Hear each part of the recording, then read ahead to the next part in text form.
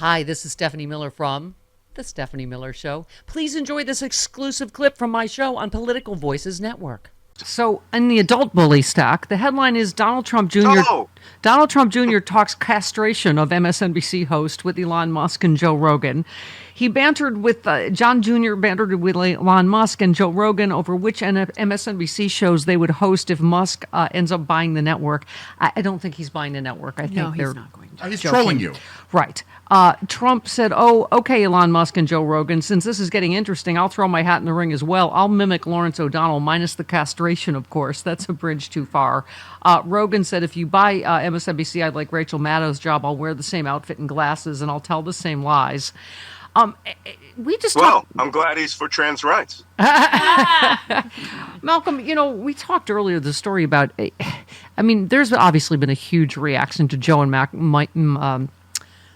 Mike, what's her name? Mika going, and kissing Donald Trump's ass. I mean, they literally, I've never seen that happen in my years in media. In literally less than a week, they lost 40% of their audience. And also because of their reaction to it, of, them basically like calling their viewers idiots. Like, oh, with all my rich friends calling me say it's great. It's only social media that feels that way. When it's clearly not. I mean, they need to bring Malcolm Nance back. But I think there are a lot of, as you know, great talent at MSNBC that are not going to bend the knee and kiss the ring of Donald Trump. So I urge people to support that. But yeah, it's all right. Go ahead. Let me burst a little bit of your bubble here. There's a reason I'm not back at MSNBC. They had been shifting to Fox Light in 2021, and it was only the run up to the election, the Ukraine war, that they shifted back left based on audience demand. I suspect that they may decide that it is more profitable to try what CNN tried under Licht, which is to bring on another Megyn Kelly or another Gretchen Carlson. I mean, they had to pay Megyn Kelly out $76 million when they broke her contract. Yeah. Which, by the way, is like a decade of Rachel Maddow's salary. But right now, what we have is news media that is complying in advance. Yeah. And they are giving into the whim of the dictator. But my point is, only Joe and Mika, a lot of their other talent, are not bending the knee to Trump, and their ratings are much better. Lawrence O'Donnell had the highest ratings on the channel. So I think there is go ahead. I don't have any insider information. I haven't been a contributor at MSNBC for going on 3 years now. But I do know, the mindset that is at the head shed, that's up at the leadership level. And if they saw profit, look, Joe and Mika would had to have had permission from the CEO to go to that. That's not something you just do. It's thought through. And it was a calculated move. Well, they didn't think it through very well because it's backfired on them enormously. Well, it's 40. They've lost 40% of their total viewership, not just Morning Joe. Right, but their Morning Joe is down more than all of the rest of them. It's they're at an all-time low. So my point is Fox is at an all-time high again.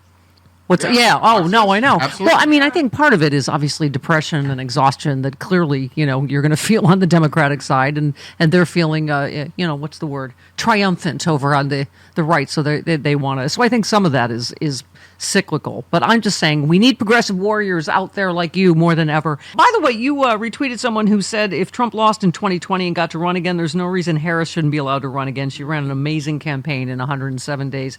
Agreed. I am not ready to give in to racism and misogyny in this country, Malcolm. I'm not ready to just, And how many other men can we say have lost and run again, right? It's a Democrat thing. Okay, we're all over our shock now.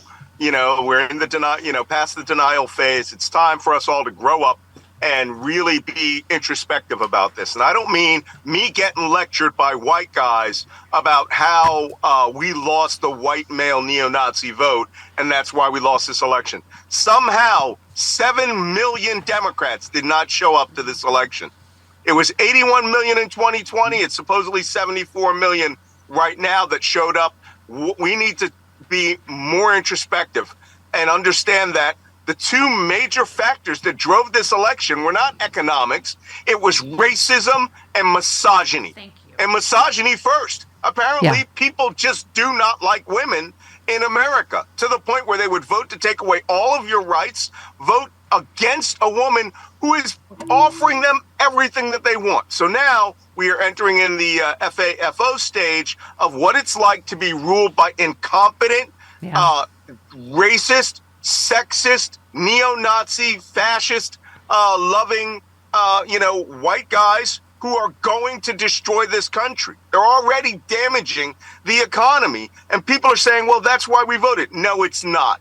Let's be honest. You voted because you hate women and you hate minorities. Well, and that's, those are the two groups that actually voted. And by the way, you know, let me run this story because this is what this is what we're going to be dealing with now. They are emboldened. There is no question about yes. it. A Nebraska grade schooler in Nebraska has experienced repeated racist attacks from another students, but his parents are unable to get the bully dealt with.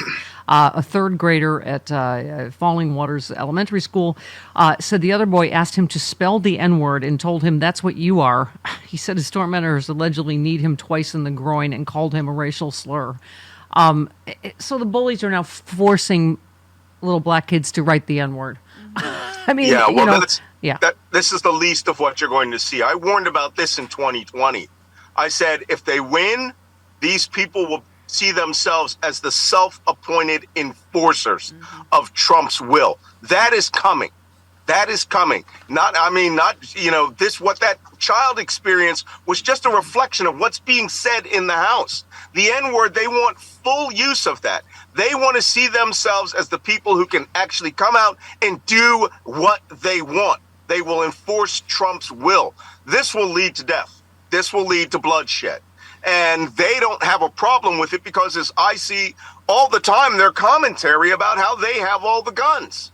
It's only going to get worse after January 20th, which is why we need to start using the tools and methodologies of the French occupation, occupation of France in World War II, which is start being absent. Yep. Do not engage in active protest. They want that. They want the opportunity to shoot people. They want Antifa out there burning things so that they could pass laws or do acts which will take our rights away forever. We are entering a solid George Washington Warren tyranny of Mad King Donald the First. I'm here with the incredibly handsome Dr. David Silverman to talk about ASEA Renew that I'm holding in my hand.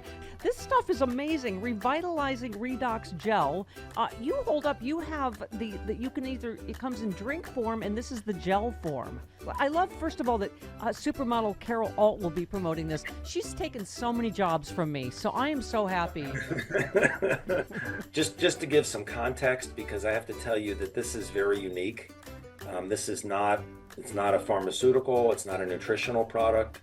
It's something that our cells make. It's called redox signaling molecules. But bottom line is, our cells make redox signaling molecules.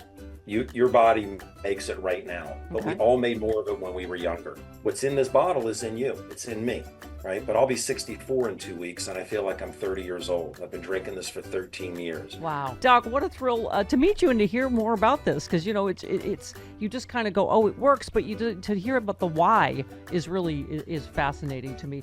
Dr. David Silverman, what a joy and a pleasure, and thank you so much.